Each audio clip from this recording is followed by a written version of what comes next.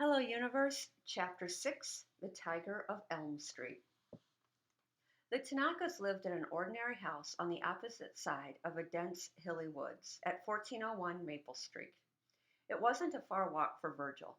Just cut through the woods, cross elm and ash, and voila, he was there. But that would have just been too easy. Instead, fate, or bad luck, Virgil wasn't sure which, had placed Chet Bullens's house directly on the way to the Tanakas at 1417 Elm. And 90% of the time, Chet, aka the Bull, was in his driveway shooting a basketball. Virgil's parents complained that kids today never spent any time outside because they were too busy playing video games. But not the Bull. He haunted Elm Street like a tiger on the loose. Virgil didn't think of him as the Bull just because Chet's last name was Bullens. The kid really was like a bull, always ready to charge, always fired up to call Virgil a retard or a pansy.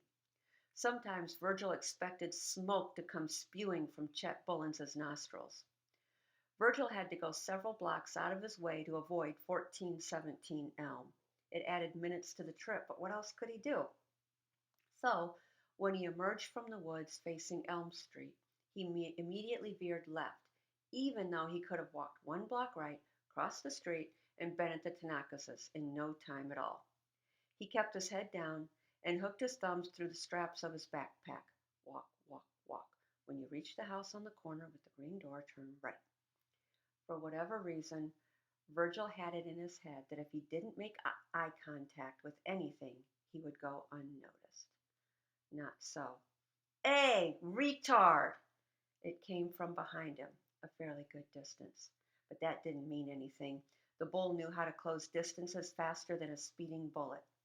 Virgil's heart gave one super loud thump. The turn at the green door plan wasn't a fail-safe.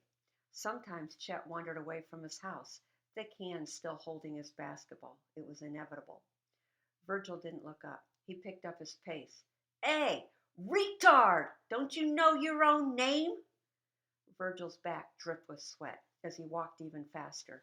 The sun was either getting hotter or Virgil's nerves were getting weaker. He heard quick movement behind him, sneakers on concrete. Would the bull push him down from behind, bounce the basketball off his head? At school, he usually just shoved him into the wall. The bull had never actually thrown him down or beaten him up or anything, but there was a first time for everything. The bull's sneakers came into view. Virgil smelled the bull's sweat and wondered if that's how he smelled too. Where you going, retardo? The bull asked, walking alongside him like they were old buddies. Virgil didn't answer. Walk, walk, walk. Hey, let me ask you something, the bull continued. What's 5 times 5? Walk, walk, walk. You're a retardo, so you probably don't know. But 5 times 5 equals the number of times I made out with your sister. The bull howled with laughter. Walk, walk. Virgil imagined an alternate reality, one where he stopped, feet firmly planted on the ground, and looked Chet Bullen square in the eye. I don't even have a sister, ignoramus, alternate Virgil would say. Then he'd grab the bull's shirt collar in his skinny little hand, the one with the fingers of a gifted pianist, and shove him against the nearest tree.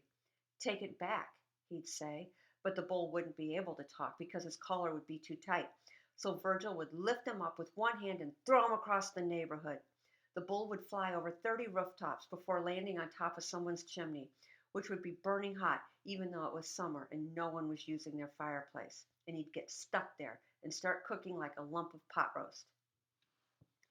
But alternate Virgil didn't exist, only Turtle.